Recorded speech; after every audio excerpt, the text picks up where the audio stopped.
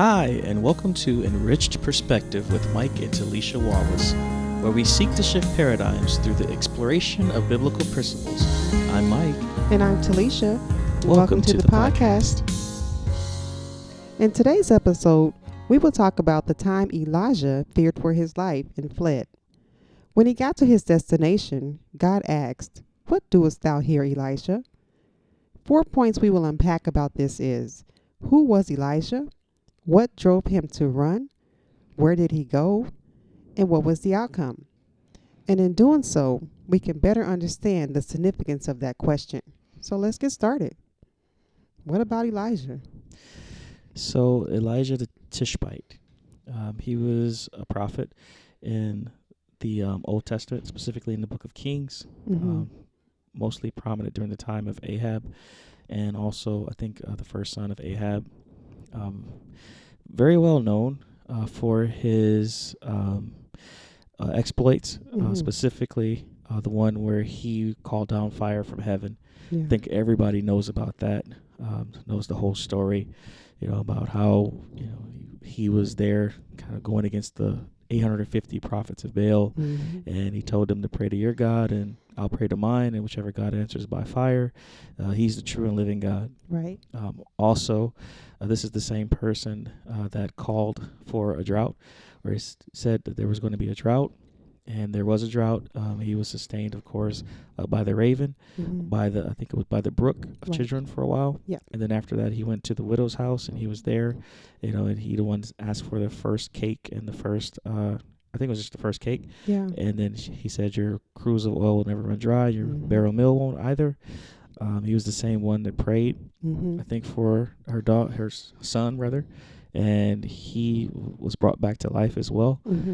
So this was the dude that was very, very powerful, Right. to say the least. Yes. Not a novice by any means. Not at all. And it's funny, I think all those things happened because he prophesied that there wasn't going to be rain, which caused the famine, which caused this, which caused that, which led up to this contest of gods. That was then. Yep, exactly. So, wow. So he was very well known, not well liked, definitely not by Ahab specifically, because he was constantly the bearer of bad news for him, and he definitely was his adversary. Yeah. Because if you know the house of Ahab, they were very, very idolatrous. He's the one that had the wife that everybody knows about, Jezebel. Oh, yeah. So the significance of that is Jezebel was definitely an idolater, and she was the one that really helped usher in idolatry to at a whole new level into Israel, or to the nation of Israel. Right. Of course, the marriage was initially for political ties, but in doing so, like I say, he opened the door, and Israel fell wholly into idolatry because of it. Yeah. And again, she was kind of the front runner and the progenitor of a lot of that, and she was very, very influential in that respect. Yeah. So that whole standoff that Elijah had was with her prophets, Right. and with her priests, and her religious leaders, so to speak. Yeah, she was a very controlling person, had a lot of influence. Absolutely. Yeah. But not the good kind of influence, though. Correct. So, wow. Didn't want to mess with her. No, and unfortunately, or however you want to look at it, boy, did he mess with her. Yeah, he kicked the hornet's nest on that one. Yeah, when he did that whole standoff, and he won. Yeah. And then they went and they killed all the prophets. Yeah. She was highly upset, to the point where she was calling for his head. Yeah. And she said, the Lord, their gods or her gods do more so to me, or do the same to me as he done to my prophets, if I don't kill him, or if I don't have his head within a day. Yeah.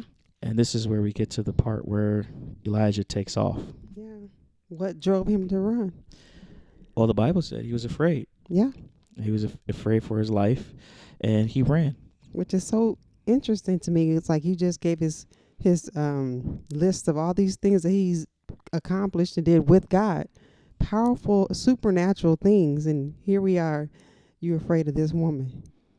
Or fear took over, or he got afraid, which is interesting to me. Yeah, but fear is a very natural reaction. Yeah. But we assume that because he'd done all these exploits and because he had seen the mighty works of God in such a spectacular fashion. I mean, this isn't like, I pray for somebody and they just feel better. I'm talking about fire coming down from heaven, Right. Consuming a sacrifice that was filled with water. Right. And this was huge. This Yeah. was very significant. It was so significant till it caused the hearts of Israel to turn back to God, to the God of Israel. And seeing that, we would assume like, man, you should be walking, on cloud nine, and you should have no fear. I mean, you should be very confident that God is with you and God is going to keep you. Nothing, as we say, no weapon formed against me shall prosper. Walk in my victory, walk in my authority, so forth and so on. But here it is once his life was threatened, he got afraid and he ran. Wow. That's something. And I mean, realistically speaking, like I said, we have those highs in our life where God really moves on our behalf. Something that was an impossible situation or an impossibility for us, and God comes in and he resolves the situation, or he makes the situation better. As an example, sicknesses that people go through, people who are at death's door about ready to die, and then all of a sudden God heals them. Or individuals that you may know had financial difficulties or other issues going on in their lives, and they're praying to God, and God comes in and he rectifies the situation. And we would think, and in that moment we were like excited and we're happy and we're all joyful. But give it like 5 minutes and then something else happens, and it's like all of our confidence just kind of goes out the window. Wow. So I can understand. Even though, like, we say, why in the world would you be afraid of this woman? I mean, this man prophesied that there was going to be no rain for 3 years. And there was no rain. And actually, it was like right after he had prophesied, or he had told Ahab to look for the rain. And it was like right after the event, he prayed and it rained. After it had not been rain for like 3 years. So here you had not only, God answering by fire, but then God turned around and causing rain. And now she's upset. She's all discombobulated and she's angry and she wants your life. And because you heard that she's trying to kill you, take off. What's funny is I would just paraphrase. Maybe he would have thought that maybe she would have recognized he's the true God and been like, you know what, I'm going to serve this. Your God is the true God. Like everybody else saw the power of God. But she still was like, I'm killing you. Just like that didn't turn out probably how he figured it would. Like she's still going to try to kill. She going to get me, Yeah. She was definitely irreverent. So everybody's heart didn't turn that day. No, not at all. Wow.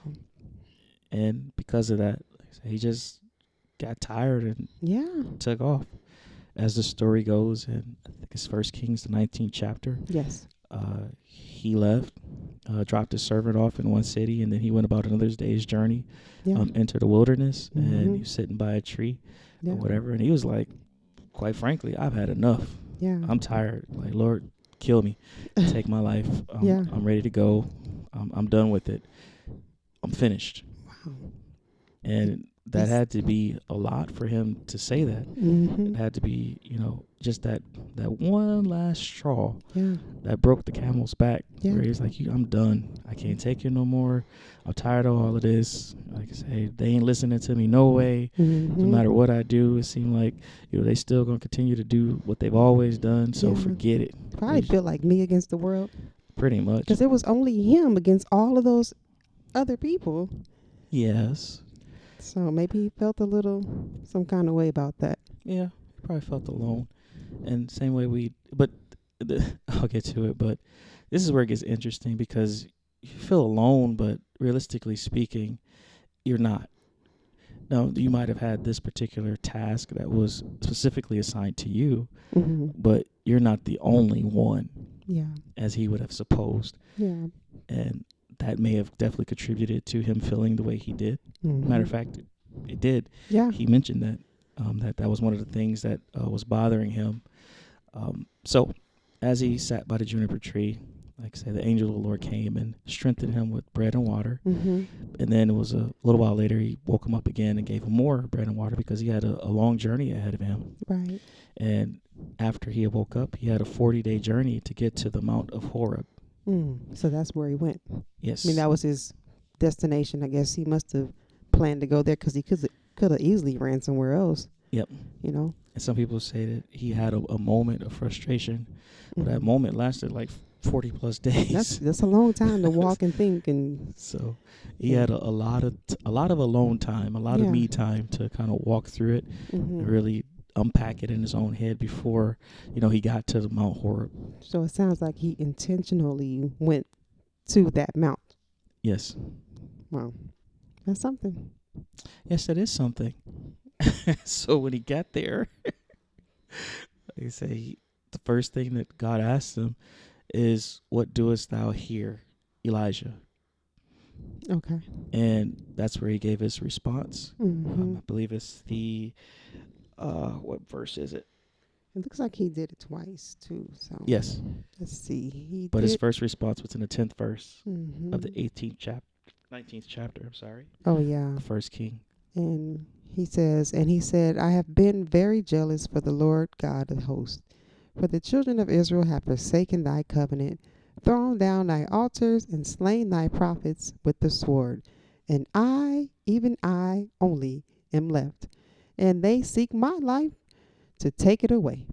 And in that moment, like we mentioned before, he was saying kind of where he was at. Like I say, I've been trying to, paraphrasing, I've been trying to do what God told me to do. Yeah. I've been diligent about making sure I'm speaking the word of the Lord. I didn't allow anyone to cause me to back down or to cease from speaking. I did everything that you told me to do. And now here I am. Like I said, people still, their heart is still the same as it always been. Ain't nothing really changed. Right. And now they're trying to kill me. And I'm the only one. And I feel like I'm the only one doing this. Ain't nobody else really going as hard as me. Right. Ain't nobody putting in that work like I'm putting in. Ain't nobody life on the line but mine, Right. Even though he just said they killed all these people. Right. And then after he spoke his piece, of course, there's a couple of things that happened. Like I say, thunder and an earthquake. Yeah. Different things that occurred.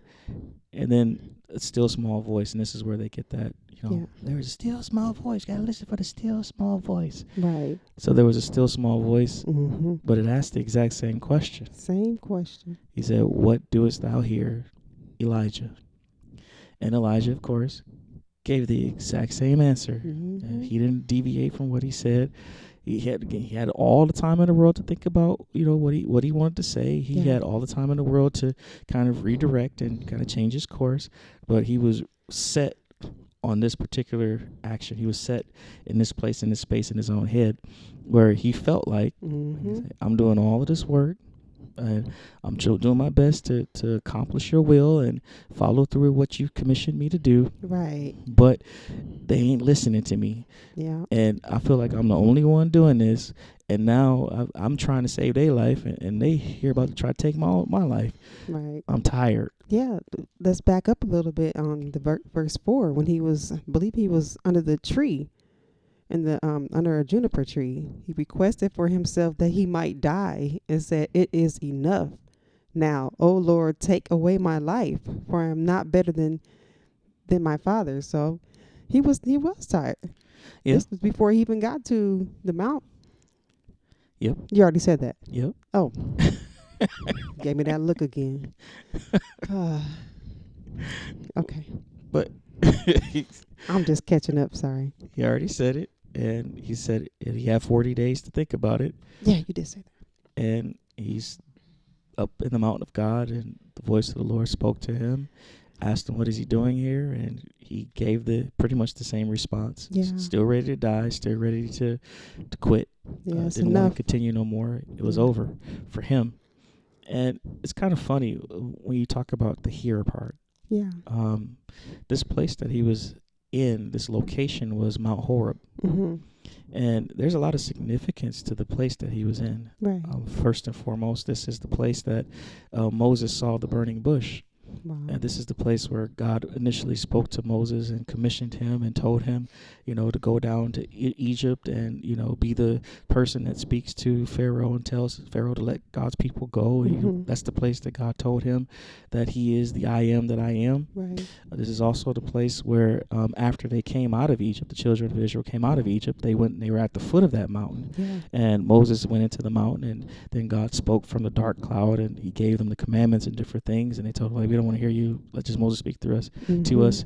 This is also the place where Moses went up to get the 10 Commandments. And when he came back, of course, he saw them down there, worshiping the molten image that they had created from their earrings and different things that they had, that they had brought out of Egypt. And then it's the same place he had to go back up to another 40 days with the new 2 tablets to get basically what he had destroyed, get it rewritten. But it was also in that time frame where he asked God to show him his glory. So this is not just any place that Elijah was in. Wow. And a lot of times, even me, like when I was first going through this and just kind of thinking about this topic, I was thinking like here being like a place of like a mental and emotional in your head space, being like in a place where it's dark and you feel like alone, you feel like destituted, you feel like there's no hope, you feel like there's nobody there with me, I'm kind of in it by myself and I can't come out of it.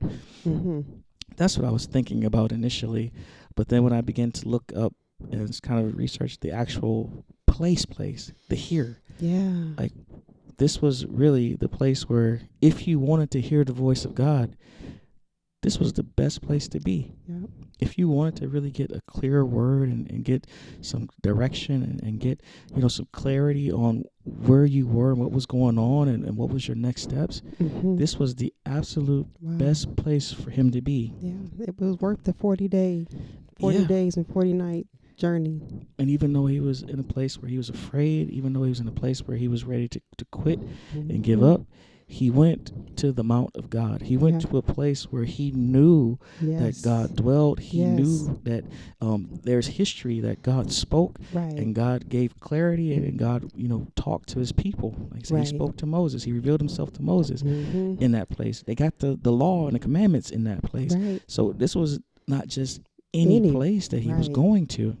And a lot of times when we find ourselves in similar situations as Elijah, where we've gotten to our wits' end and we're tired, emotionally and physically drained, and we really don't know what else to do. We've been doing our very best with all our heart, mind, soul, and strength, and we're just drained. And God has been with us. God has been using us. You are anointed. Doesn't take that away from you. No. But just being in the human body, flesh, you have those moments. Yeah, and you get tired. I mean, you got a lot that's pressing upon you. When you think about all the different pressures that you're dealing with at any given time, you have, in our case, you have husband and wife. You got that relationship you're trying to maintain and keep it, copacetic, as they say. You have children that you're trying to raise and you're trying to rear up the right way.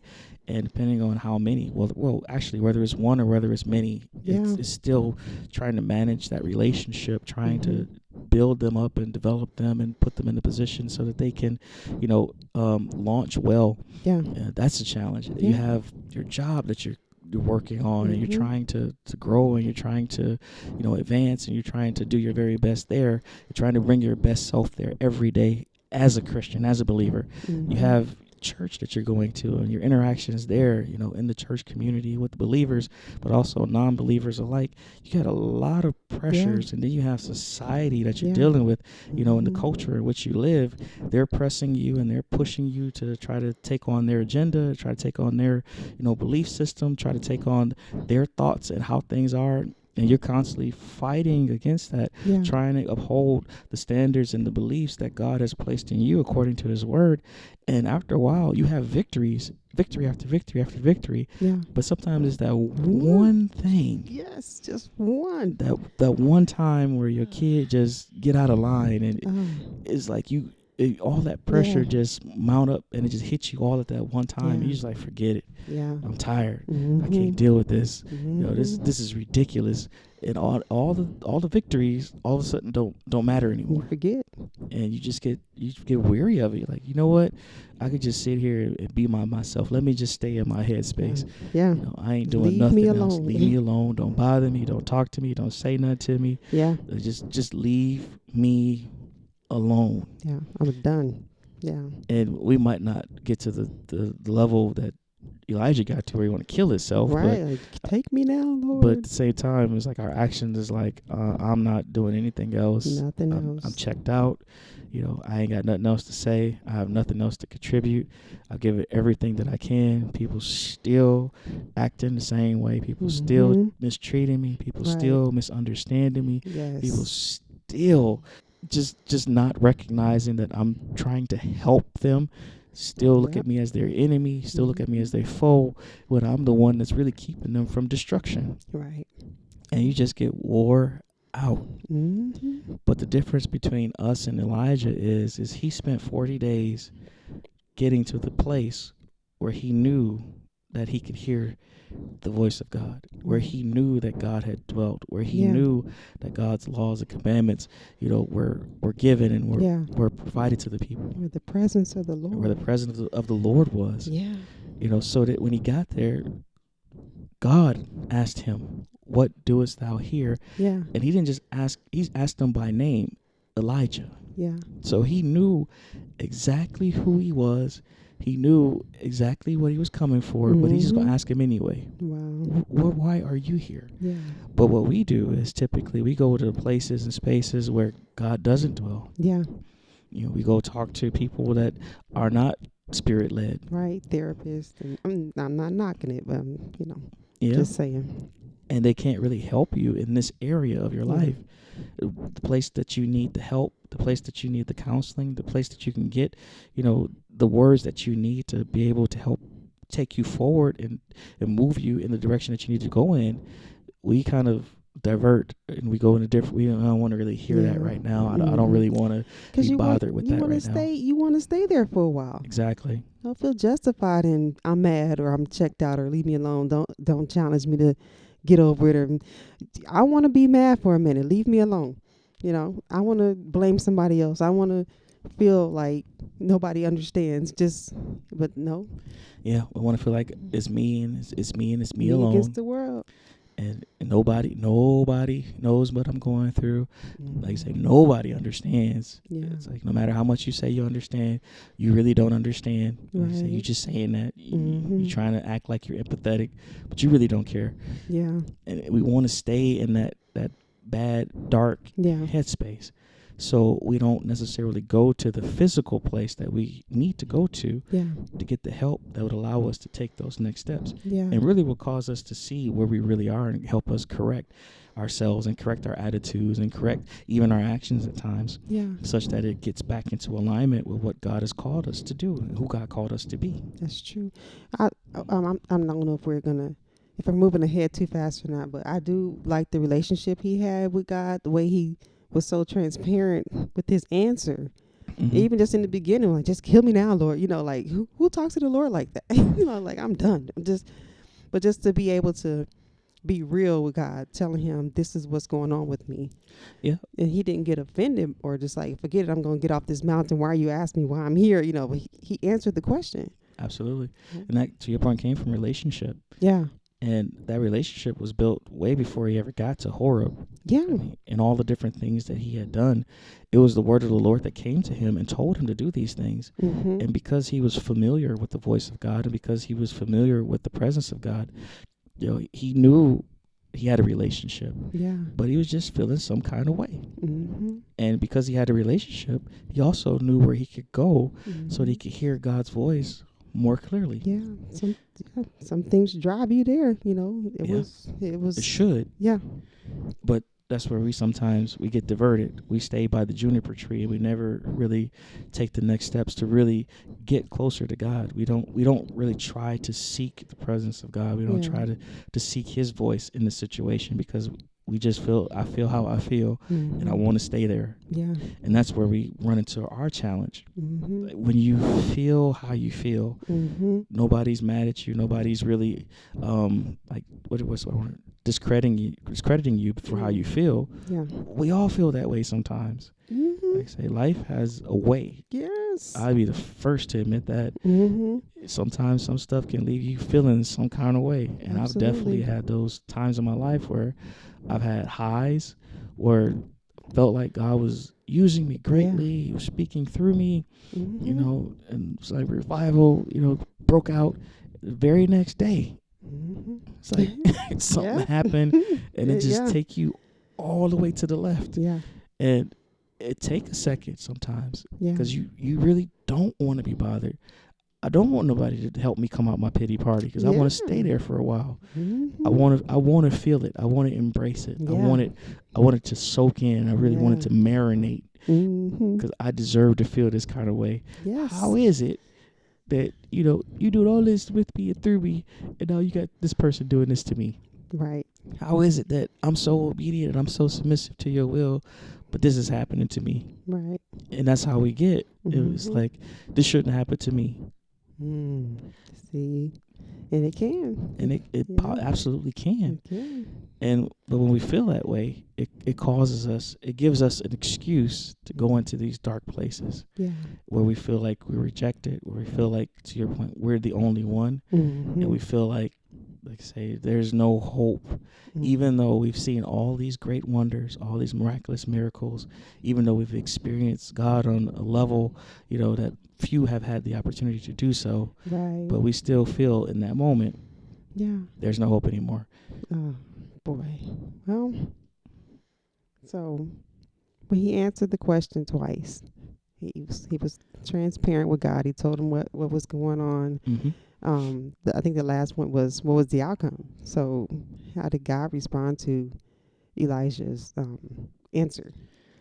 So what God did was he told him exactly how he was going to handle it. So he gave him how he was going to handle Israel. He told him, go and anoint Hazael to be the king of Syria. Go anoint Jehu, the son of Nimshi, to be the king of Israel. And then go anoint your person that's going to replace you, Elisha. When you do that, those that escape the sword of Hazael is going to be caught by Jehu. Those that escape Jehu is going to be caught by Elisha. So from the standpoint of dealing with Israel, this is the judgment. These are the instruments that I'm going to use to judge Israel. Right. Now, let me get back to you. And you talking about, you say you the only one and you can't go no more. So that's why I gave Elijah, first of all, because you said you don't want to go no more. You don't want to do this no more. So I'm gonna give you your successor, and you spend a couple of years with him so you can train him and you can develop him so that he can successfully launch and take your place. Wow. But on top of that, just in case you was wondering, I got 7,000 other ones that haven't bowed and they haven't kissed the image of Baal. So while you sitting here thinking that you the only one that's going through, you the only one that, you know, is really holding up the bloodstained banner and fighting the good fight, please get over yourself. Yeah, basically. And sometimes we have to come to grips with the realities. Like, you're not the only one. No. In his case, Elijah's case, he just operated that way. That's how he moved. He operated in a silo. The Bible talks about various schools of prophets. They existed. And they were there. But he chose to go it alone. Right. As a matter of fact, when you get to, I think it's the second chapter of 2 Kings, when it talks about Elisha walking with Elijah, waiting for him to be translated, they said they went and was with the schools of prophets. And it wasn't, Elijah was well known. They knew who he was. They knew about him. They honored him and they revered him as the great man of God that he was. So he didn't have to be alone. He even left his servant by himself. So that was by choice.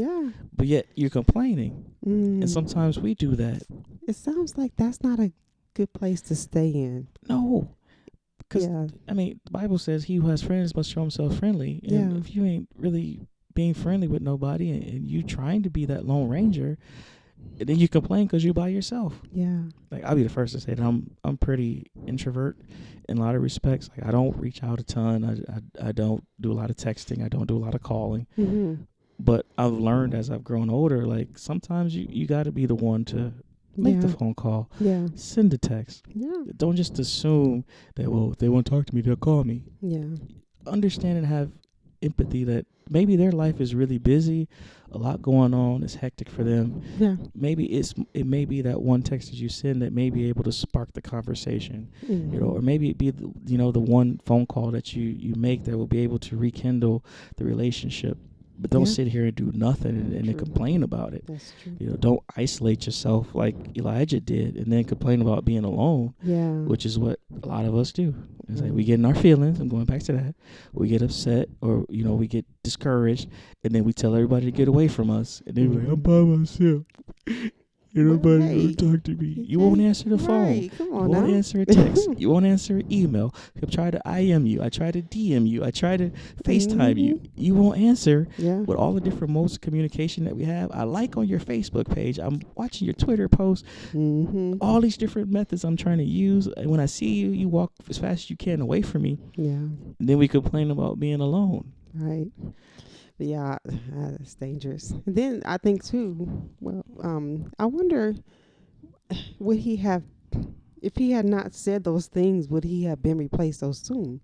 So it's like, soon is when I say relative, though. dangerous, like, is it dangerous to say those types of prayers? And God said, okay, you don't want to do this anymore? I'm going to replace you. Like, do you really mean that? Like, do you really not? Are you just in the moment saying something? So is it wise to just say stuff when you're in your feelings? Like, should you be careful with, I'm so mad, like, oh, I'm just done with this, Yeah.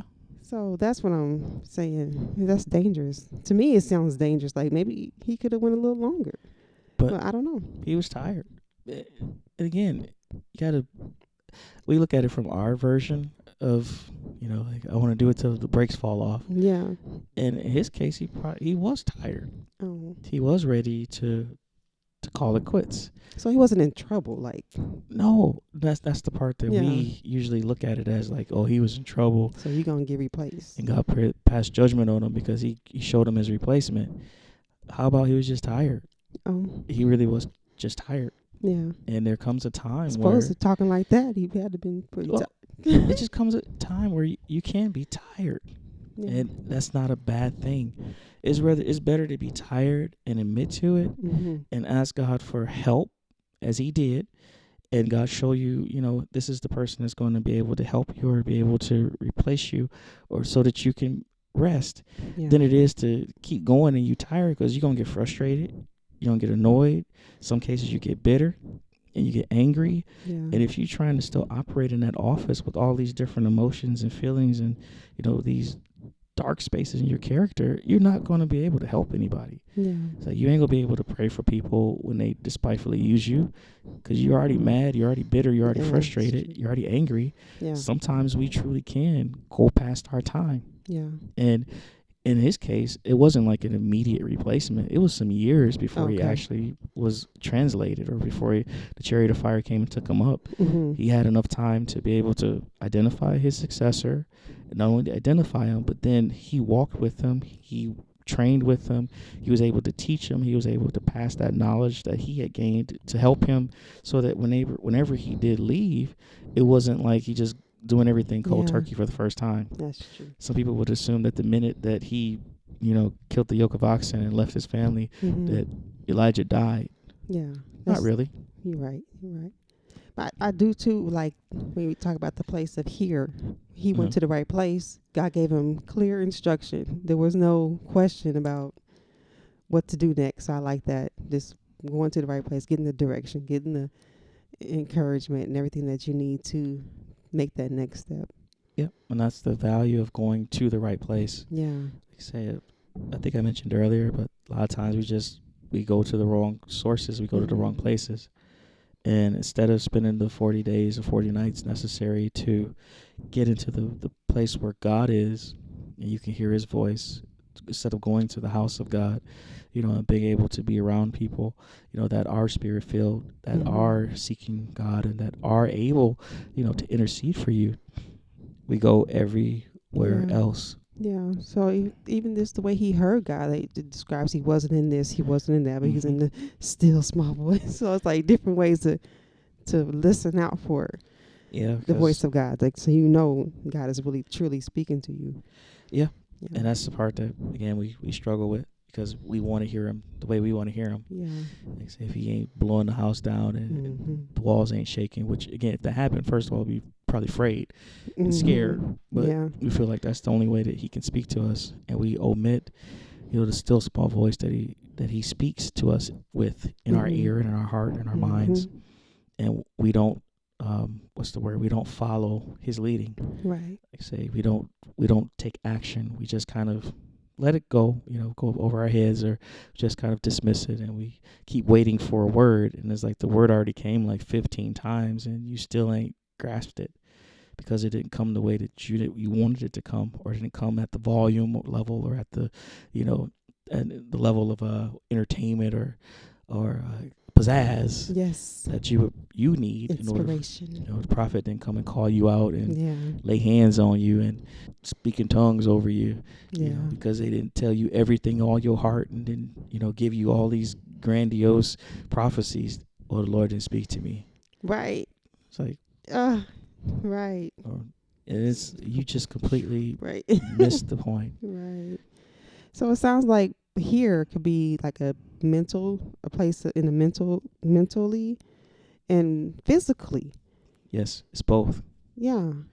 and that's where we have to really work on making sure that we find ourselves in the right mental space, Yeah. so that we're able to speak candidly with God, Mm-hmm. but also in the right mental space so where we can hear his response. Right. And sometimes that response is only going to occur in a particular place. Mm-hmm. And that place has to be where the Spirit of God is, Right. where his voice is, where his law is, where he dwells. Yeah. And anywhere else, like I say, it's going to be kind of challenging for you to hear his voice. Yeah. So, want everybody going out trying to climb out her, however you say the word. You can try. Just go where the Spirit of the Lord is. And that could be, like I say, a church. Yeah. Definitely. Hopefully the house of God Yeah. would have, there's a ministry somewhere in your vicinity, in your location that you can go to where the Spirit of the Lord is. Like I say, sometimes it is down in prayer, Mm-hmm. just praying, Lord speaking to you. Sometimes it's reading his word. Like definitely that's a place where he is and he'll speak to you as well. But you have to have an open heart and open mind, so that you can hear it. Right. Say sometimes it is correction, sometimes it's encouragement, but at the end of the day, you're going to have what you need in order for you to proceed. That's important. And in Elijah's case, once he came down, the funny thing is that it wasn't too long after that Jezebel, of course, basically had Naboth killed so that Ahab could get his vineyard. And then Lord told Elijah to go talk to Ahab, and Ahab was like, "Hey, my enemy." And he asked him, "Okay, what you here for now?" In so many words, and he told him about himself and what God was going to do to him because of what he did and how he obtained that vineyard. Oh, that's right. And so he wasn't really hiding. And then it came after Ahab had died in battle. His son Ahaziah had taken over.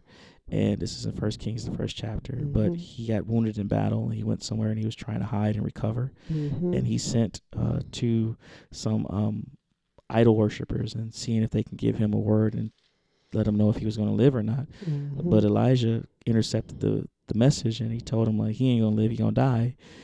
And then when the servants came back and told Ahaziah, he was like, "Who told you that?" And they began to describe it. He was like, "Elijah." And he sent some soldiers to go and retrieve Elijah. He sent 50. Oh boy. And when he sent them there, and he was like, "Hey, Elijah, come," I'm paraphrasing, "you come out, come on." And he was like, "Well, if I be a man of God, then fire gonna fall from heaven and consume all y'all." And they should have known better. Didn't the fire of heaven fall before? Yeah. So they had 50 died, and then another 50 came and did the same thing. And he's like, "Well, if I be a man of God, fire from heaven is gonna fall." And I didn't learn. It did not learn. And then the third one came. It was like, okay, wait. Okay, Elijah, how about this? Please don't kill me. Please don't kill my 50 men. Right. And then the Lord told him to go with him. And then he went and he stood before Ahaziah and he told him point blank, like, you will die. You will not live. So it's kind of interesting that way back here in 1 Kings 19, this is the same man that was afraid, running for his life, talking about, I want to die. Kill me now, Lord. Take me now. You know, I'm done with this. Now he's a couple of years later, he's calling fire from heaven and killing like small armies of 50 at a time. You know, so it's like sometimes that's why I say we be that way sometimes. He needed, but that seemed like it revived something in him. Exactly. He went to the right place and he heard from God. He got his direction and it gave him strength. It gave him courage. It gave him some kind of clarity around the whole, because again, he thought he was by himself. And then we talk, I got 7,000. He's like, oh, I guess I'm not by myself. Right. Let me get on up from here. Yeah, because it was actually Micaiah who told Ahab that he was going to die. So it wasn't even Elijah. Right. So there was other prophets that were at work and that were following and obeying the leading of God just as much as Elijah was. Sure was. But in that moment, he was so focused on himself. He was so absorbed with what he was going through that he couldn't look beyond himself to see that I ain't the only one. Right. And it caused him to, like you say, act and behave in ways that were not necessarily godly or wasn't conducive, at least in our opinion. Like, say, you don't do that. You don't question God. You don't say, I want to die. You don't do that. That is the weirdest thing. That's not right. That's not God. That's not Christian. Nope. So, so we like, no, we don't say that. So when God said, what you doing here? That's how we like, what are you doing here? Like, why are you not out there doing something else? Or what are you doing? Yeah. But it really was an invitation. It's like, hey, what are you doing here? What do you want? What are you asking for? Yeah. And he asked 2 times. And then he gave him a response. Yeah. And that's why it's such a beautiful story from the standpoint of when you get here, when you get to the right place, when you really find yourself in the presence of God, that's where you can really bare your soul. Yes. You can be honest. You can be transparent. You can be, just, hey, this is where I am. This is what's bothering me. This is getting me. I need your help. That's it.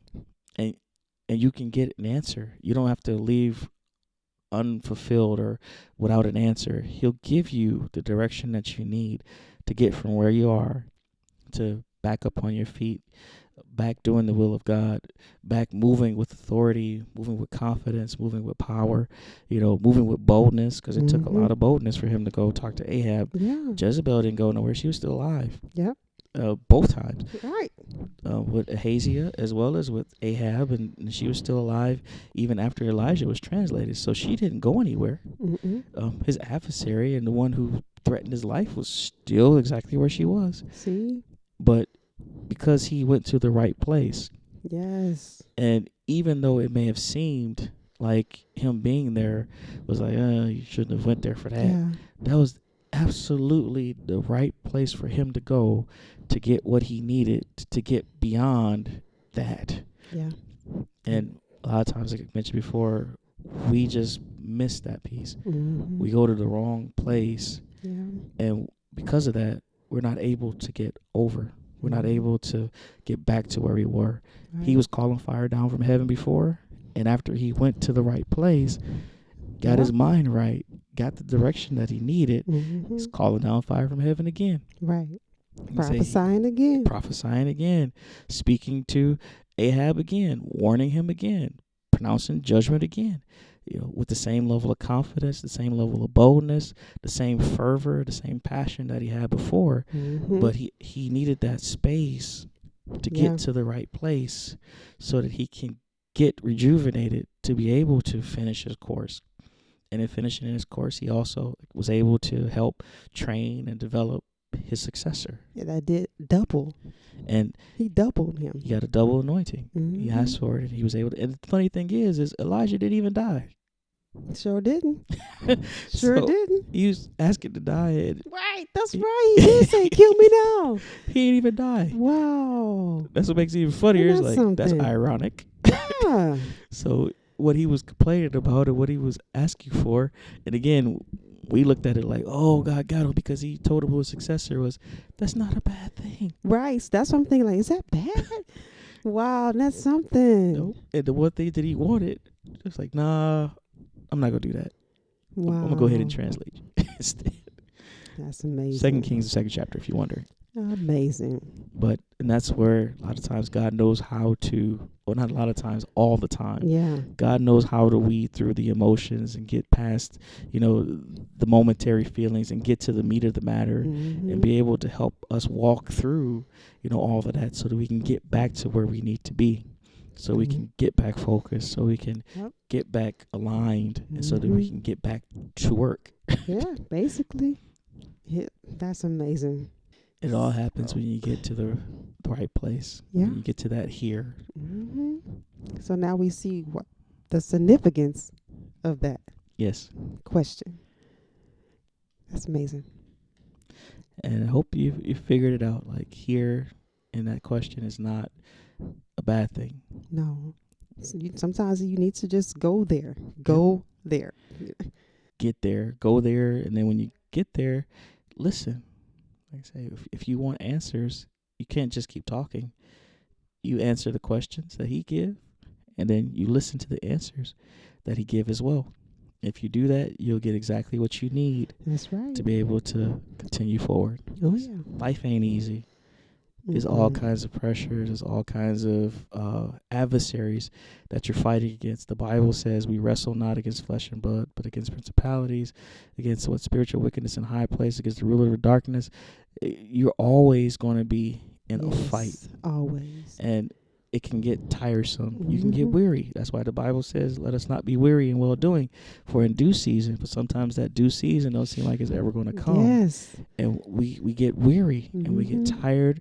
And even though we see the mighty hand of God in our lives, even though we know beyond a shadow of doubt from an intellectual standpoint that he's working on our behalf, it's very evident.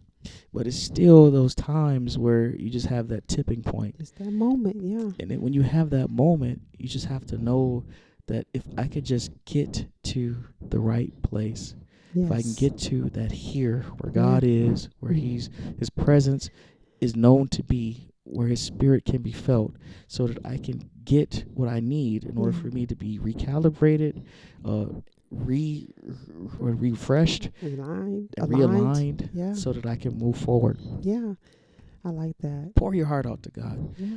Tell him how you feel. And I like that the question is a welcoming question, not a get out of here, you know better question, like condemning question. It's like, what can I do for you? Absolutely. Why are you here? What brings you in? What is it? And when we're transparent, then he can work with us. He corrected him. He was, raw, said what he had to say. But God is like, hey, before you go, just so you know, there's plenty more besides you. So he didn't let him walk away with that mindset. Like, exactly. You're all by yourself. So, this is the end of the line. Like, no, there's more. Exactly. So, and sometimes we need that recalibration that we need to realize, like, you ain't the only one. Not the only one. And when you hear the testimonies of other believers, the things that they're going through, the things that they've gone through, you realize really quickly that I'm not the only one. No. And quite frankly, if I compare my problems and my woes to the things that you've had to endure, the things that you suffered, and the things that you're suffering, like, I think I'm pretty good. Yeah. And outside of going way too far with that, I'm gonna just stop there. Yeah. Because it's a lot that you could unpack even with that statement. Yeah. That's why we need each other. Absolutely. Don't be isolated by yourself. That's a good opportunity for the enemy to get into your mindset and have you looking at things the wrong way. Absolutely. And you don't want to give him no place, no room. No. Because if you give him an inch, he will take 5 miles, especially when you talk about loneliness, especially when you talk about being, isolated. Yep. Like I say, he take you out and get you isolated. That's an easy pickings. Dangerous. Yeah. So, here. Yeah. We need to get there. Yeah. If we get there, we get to our here, we will hear God speak, and then we'll be able to move forward, and we'll be refreshed and renewed and revived such that we can do his will and accomplish his purpose for our lives. Amen. Thank you. Well, that's our time. Thank you so much for listening. We hope this episode has further enriched your perspective. Until next time, I'm Mike. And I'm Talisha. God bless.